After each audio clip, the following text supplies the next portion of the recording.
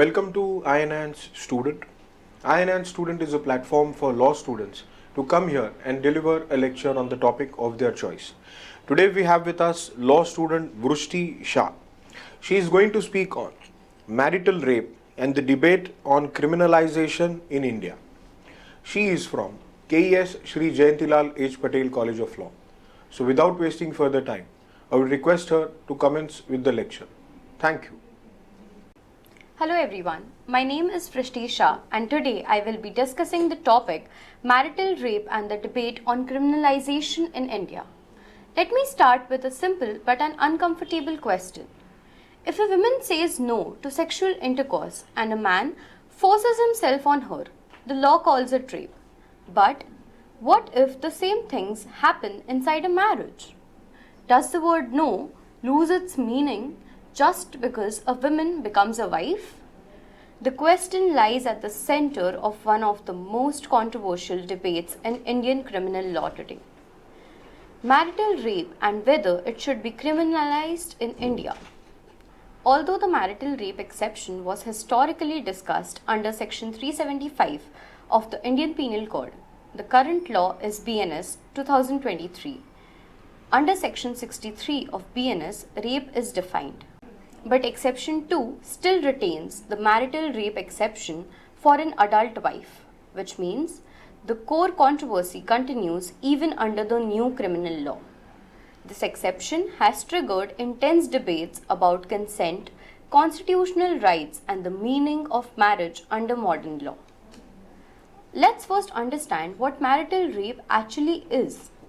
Marital rape refers to a non-consensual sexual intercourse by one spouse with another.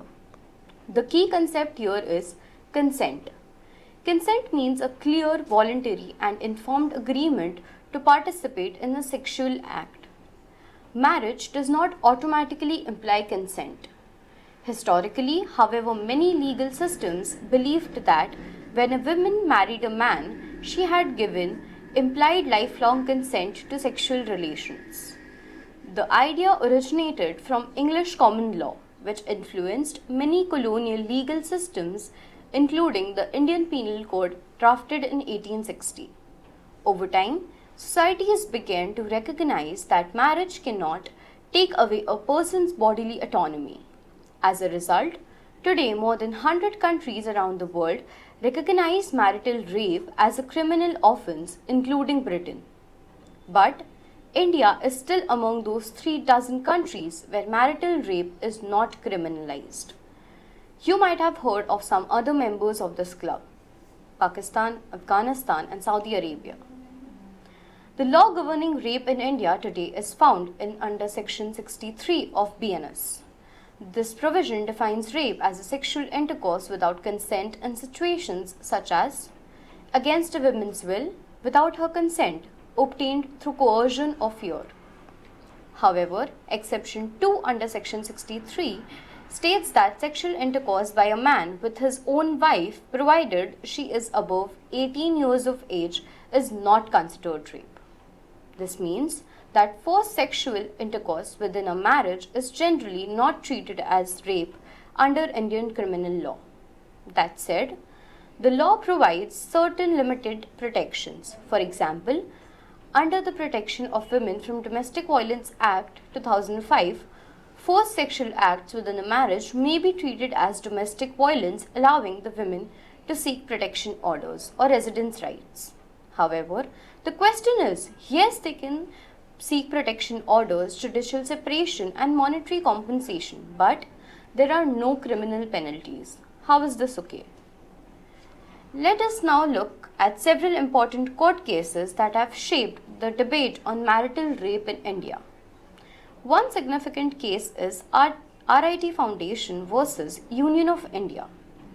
In 2022, the Delhi High Court delivered a split verdict on whether the marital rape exception should be struck down. Justice Rajiv Shakder held the exception was unconstitutional and violated women's right to dignity and equality. However, Justice C. Harishankar upheld the exception, stating that removing it could affect the constitution of marriage. Because of this disagreement, the matter was referred to Supreme Court of India, where the issue is still being debated. The only thing I would like to ask here is, if rape does not disturb anyone's relationship, then what does? Just the law that criminalizes it? Another important judgment is Independent Thought versus Union of India, decided in 2017. In this case, the Supreme Court held sexual intercourse with a wife below 18 years of age amounts to rape, thereby removing the marital rape exception in cases involving minor wives.